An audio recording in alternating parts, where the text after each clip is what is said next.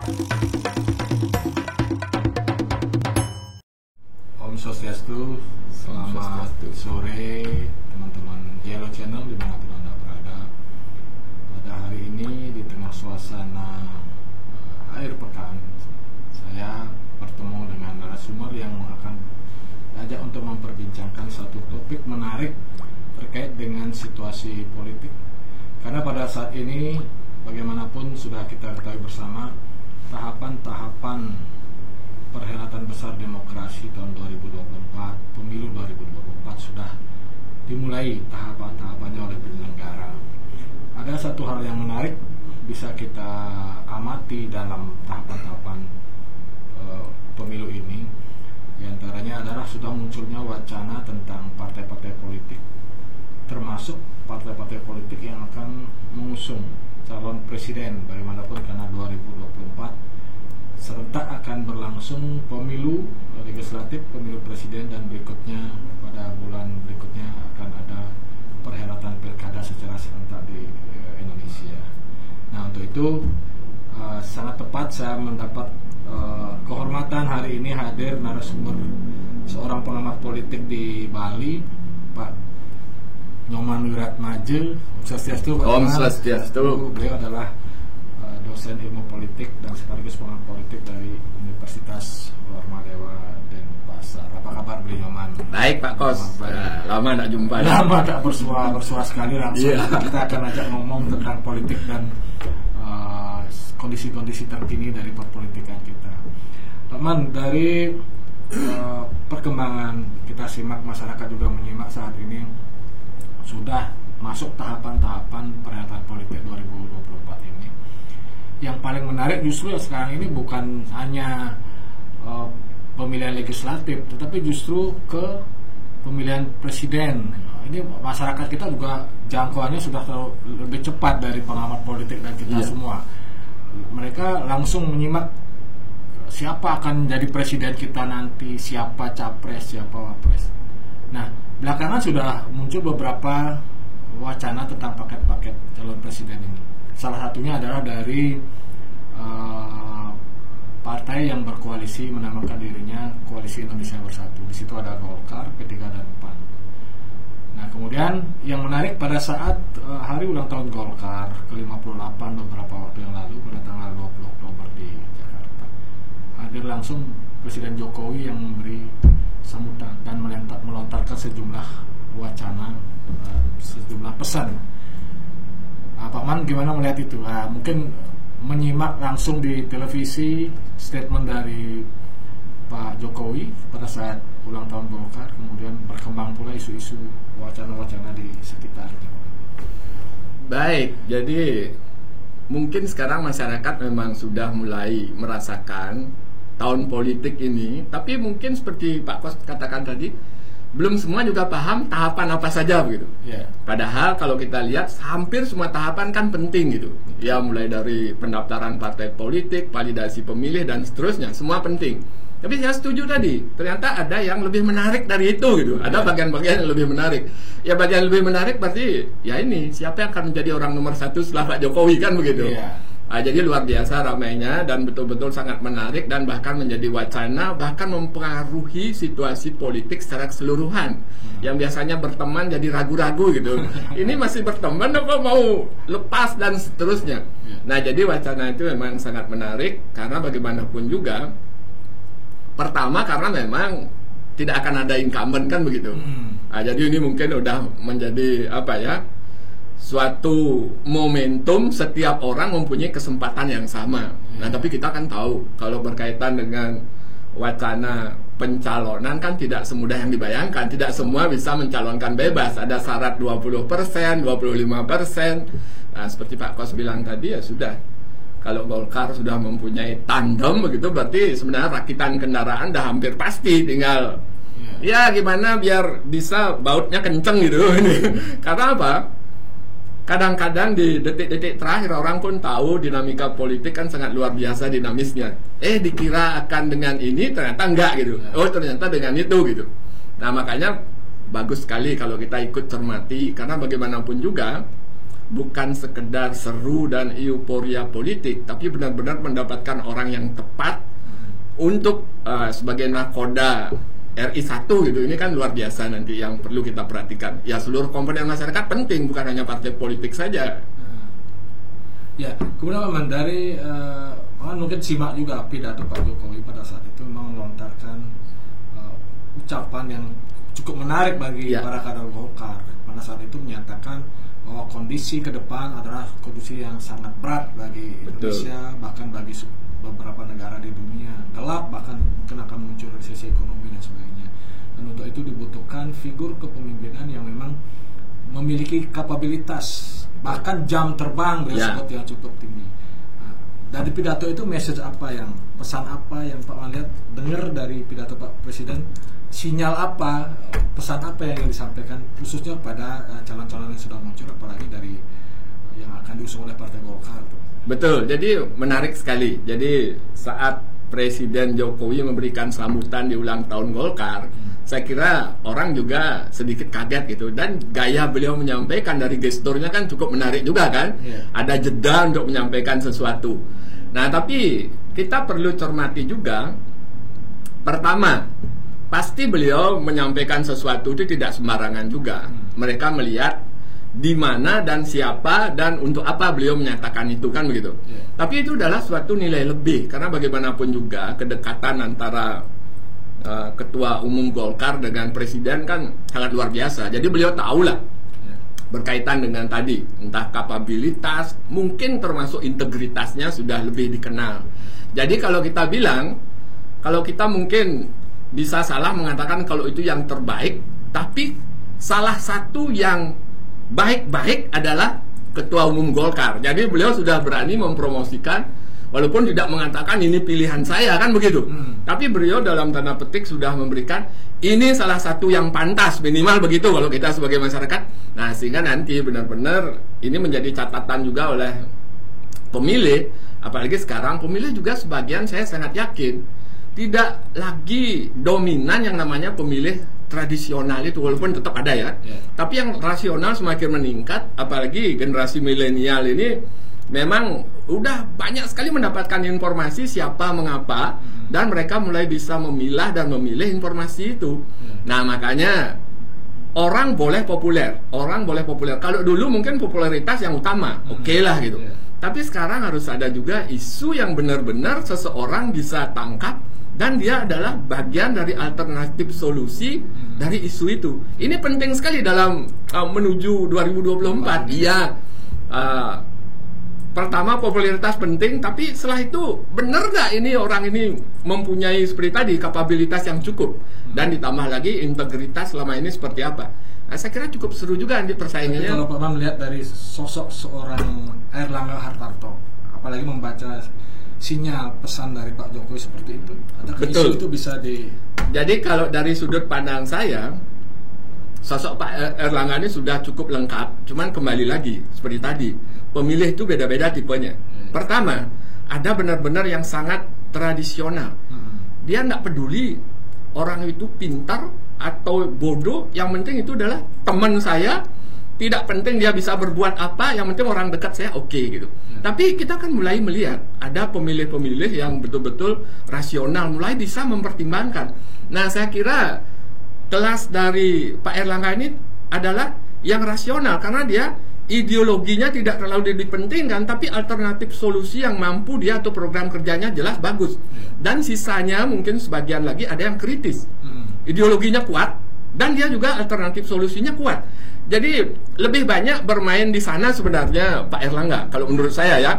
Bukan sekedar turun ikut joget-joget, yang penting dia pintar joget nanti dipilih oleh sekejoget, bukan sekedar gitu. Nah, makanya juga ya, tapi ini strategi partai mungkin ke depan, mana pemilih yang rasional harus tetap dengan pendekatan rasional dan kritis. Tapi kalau ada kelompok-kelompok yang agak tradisional seperti itu, jangan juga diabaikan, karena ini cukup besar juga jumlahnya. Walaupun yang rasional dan kritis semakin meningkat gitu. Saya kira Golkar sudah tahu sekali pemetaan yang seperti itu, di mana, kapan, dan kepada siapa dia akan mempromosikan kandidatnya. Saya kira itu sudah semua dilakukan. Tapi menggeser segmen calon pemilih yang irasional ke pemilih rasional, di sini kan ada ada sesuatu yang harus dibutuhkan. Bagaimana menggeser mereka? Ya kalau masing-masing capres pasti berharap yang tadinya hanya memiliki segmen irasional, yang lain memiliki segmen rasional, ini biar memang menguatkan antara dua segmen ini menjadi memilih satu figur. Betul. Makanya penting sekali dia adalah bagian dari alternatif solusi. Ini yang penting sekali. Karena sekarang banyak sekali persoalan kemasyarakatan yang dirasakan bersama, dan dalam tanda petik sekarang tingkat kepercayaan mengenai kemampuan penyelenggara pemerintahan kan lagi turun juga karena banyak faktor lah gitu. Kita tahulah pendapatan sangat berkurang sedangkan keterpurukan ekonomi luar biasa. Nah, ini penting sekali menjadi bagian yang siapa yang bisa menunjukkan itu, siapa yang bisa memberikan alternatif solusi berkaitan dengan kondisi kekinian masyarakat ini. Nah, makanya kita juga tidak bisa sekedar biar semua di samping dia suka seperti tadi. Akan selalu ada kelompok pemilih yang benar-benar seperti tadi. Ya mungkin kalau kita bilang irasional, enggak juga ya, kadang-kadang dia rasional gitu. Tapi tradisional. Tradisional lah gitu. Jadi tidak terlalu, tapi sangat ideologis kuat, tapi tidak penting dia bisa kerja atau tidak penting. Yang penting itu adalah kita satu warna lah gitu kalau singkat ceritanya kan. Kalau udah merah-merah, kalau udah kuning-kuning, ada yang kelompok seperti itu. Kalau udah hijau-hijau. Nah, makanya sekarang justru yang harus digarap adalah kelompok-kelompok, apalagi sekarang disinyalir kelompok milenial ini, walaupun dia banyak mendapatkan informasi, siapa yang menjamin informasi itu adalah informasi berkualitas? Bagi informasi yang benar-benar berkualitas, dia akan menjadi oksigen demokrasi. Tapi kalau sekarang banyak hoax dan fitnah itu, ya berbahaya bagi demokrasi juga. Nah, makanya kesadaran tentang ruang publik yang sudah berbeda, bukan sekedar ketemu baru kita bisa komunikasi dengan warga kan, tapi ternyata di ruang maya itu sekarang lebih banyak orang bisa mempengaruhi, entah rapat, diskusi, pendidikan politik, banyak yang dengan cara-cara ruang publik, ruang maya atau online begitu. Nah, ini juga harus benar-benar dimanfaatkan kepada generasi ini. Jangan sampai seperti tadi hanya sekedar euforia, karena itulah yang lebih kencang menguasai dunia media ini.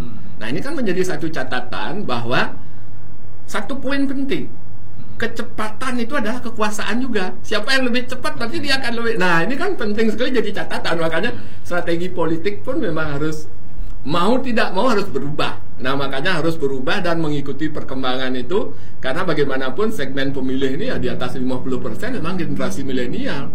Jangan sampai ada yang mengatakan nggak usah memilih, saya dapat D itu, jangan sampai seperti itu lagi. Bahwa masa depan ini memang sangat ditentukan oleh mereka-mereka yang mempunyai kesadaran politik seperti tadi. Saya kira Golkar mempunyai peluang itu, karena ya boleh kita katakan pemilih tradisionalnya tidak lebih banyak daripada yang lain gitu. Jadi Golkar ini sangat terbuka oleh semua golongan, dan saya yakin 50% lebih adalah pemilih rasional dan bahkan cenderung kritis. Nah, makanya hati-hati Golkar juga, kalau tidak ada alternatif yang benar-benar solutif terhadap isu, kelompok kritis ini juga bisa lari gitu. Nah, inilah pengintegrasi di tantangan. Ya kalau untuk Golkar ya seperti itu tantangan. Ya mungkin juga disupport oleh usia Golkar yang sudah begitu dewasa, 58 tahun, sehingga segmen tradisional tetap memiliki peran dan kontribusi, dan segmen yang rasional, apalagi generasi milenial sekarang juga kita harapkan bisa dirangkul kembali. Nah, kemudian Pak Man, menarik, jadi kita bicara tadi tentang Pak Jokowi, Pak Erlangga, dan Golkar. Di mana Pak Man bisa melihat peran seorang Pak Jokowi dalam konstelasi Pilpres 2024 ini? Mungkin salah satunya dari sinyal yang diberikan kepada Golkar pada saat HUT. Mungkin juga bagaimana beliau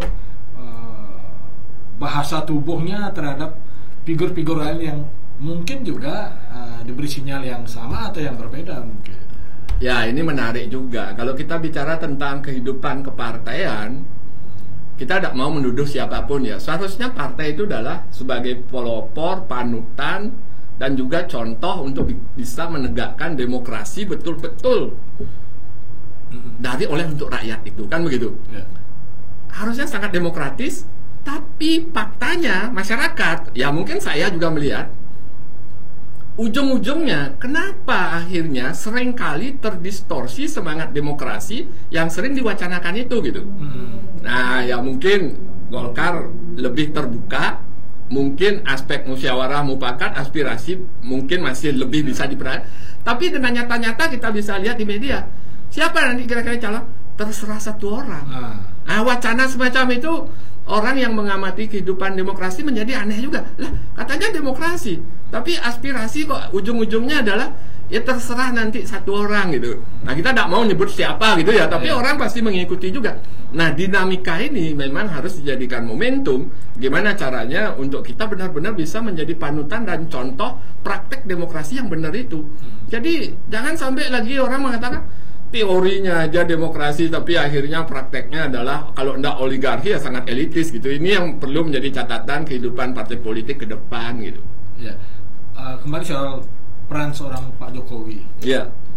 Sebagai sejauh mana akan menentukan siapa figur yang akan muncul nanti, termasuk siapa juga kemungkinan figur yang akan menang.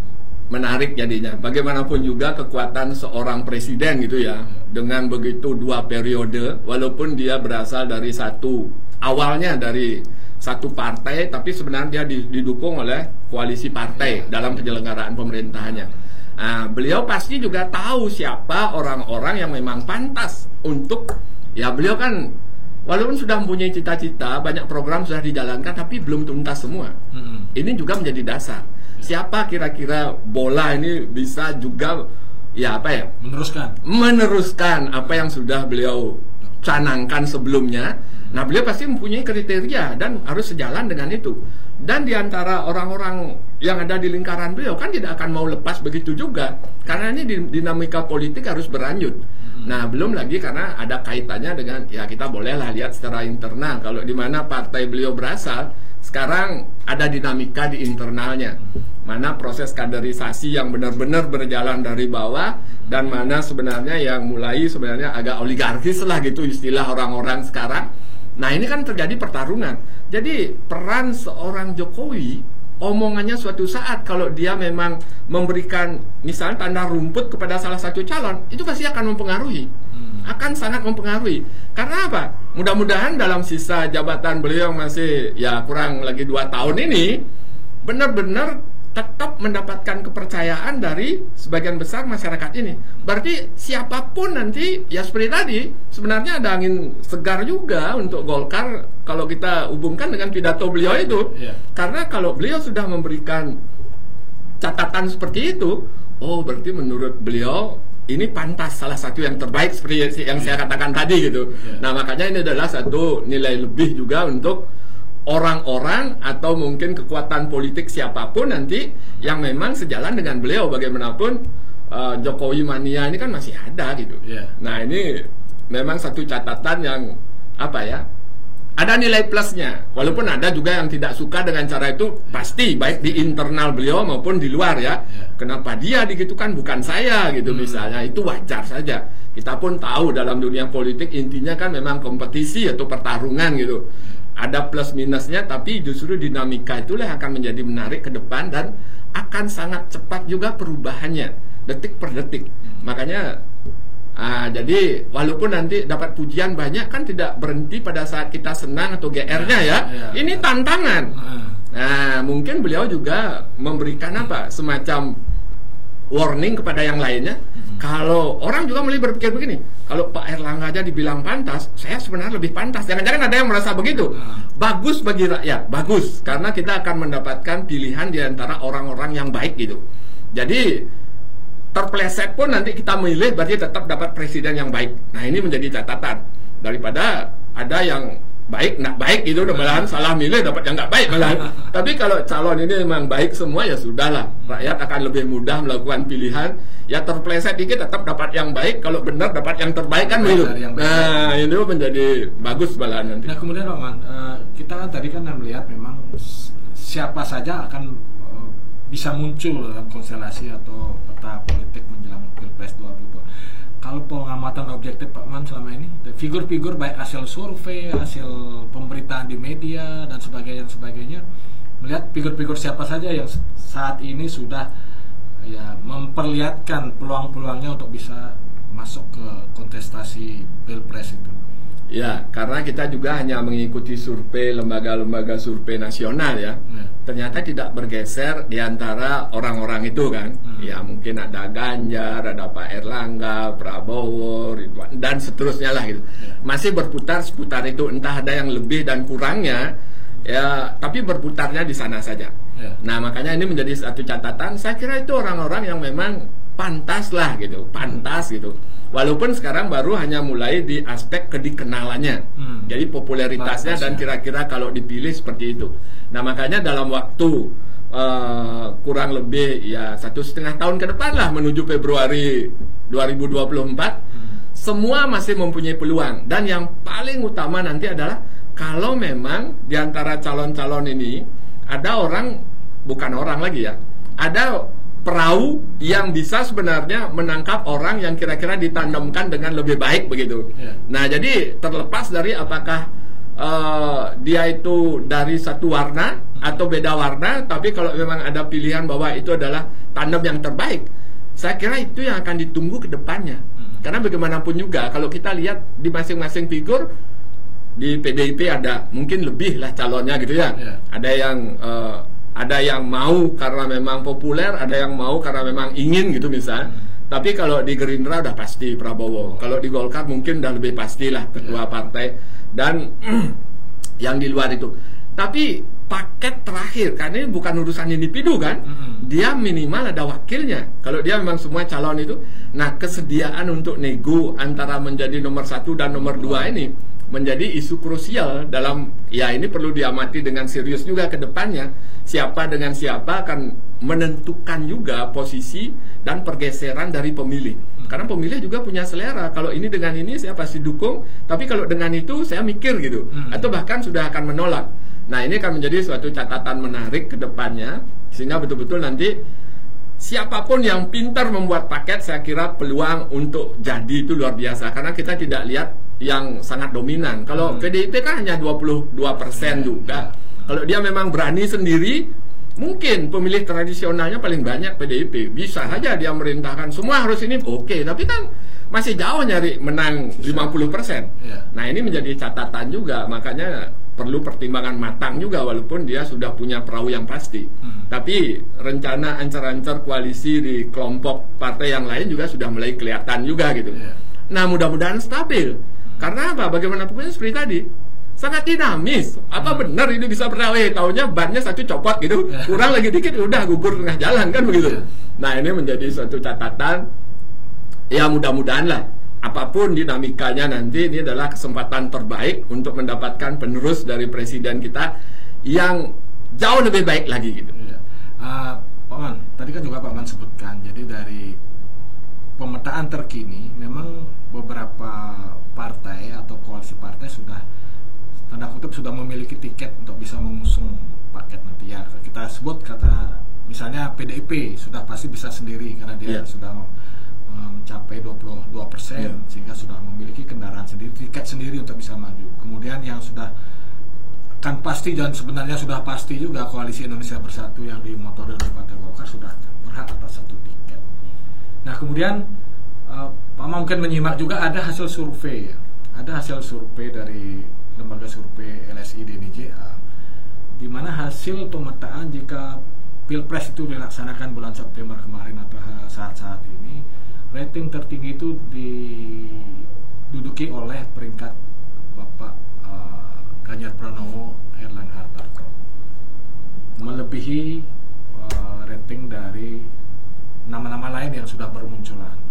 Gimana Pak Man melihat itu? Pertama begini, tapi perlu nanti diselami beberapa sebenarnya pemilih dari Ganjar Pranowo yang rasional, bukan tradisional.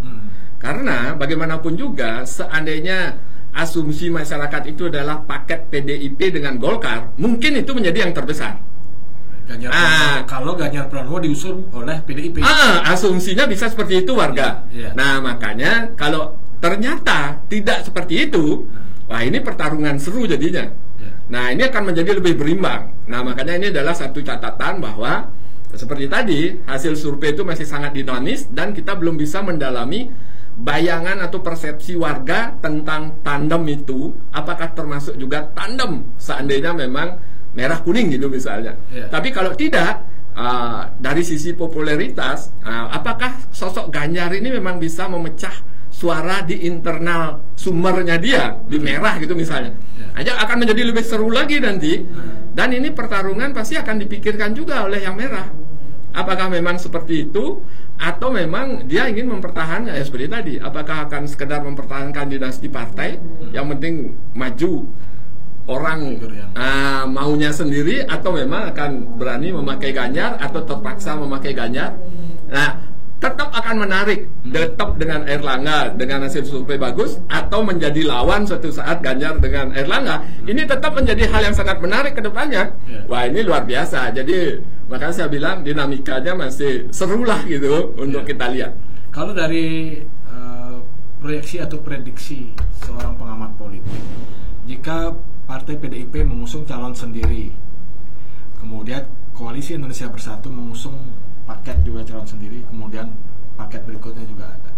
Dari konstelasi suara partai-partai yang ada sekarang ini, peluang menang, apalagi dikaitkan dengan pemilih irasional, pemilih rasional, milenial dan sebagainya, kira-kira kemana nih arah kemenangan akan menuju ke siapa gitu?